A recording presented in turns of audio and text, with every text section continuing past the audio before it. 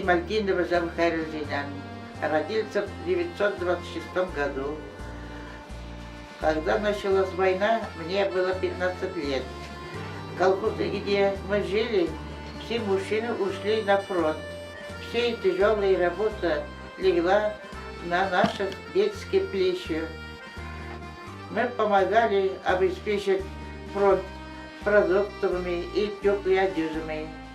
А этот день я желаю вам здоровья, внимания, заботы и легкий путь.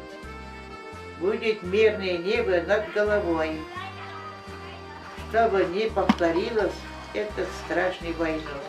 С праздником юбилея Победы 75-й годовщины. Поздравляю всех!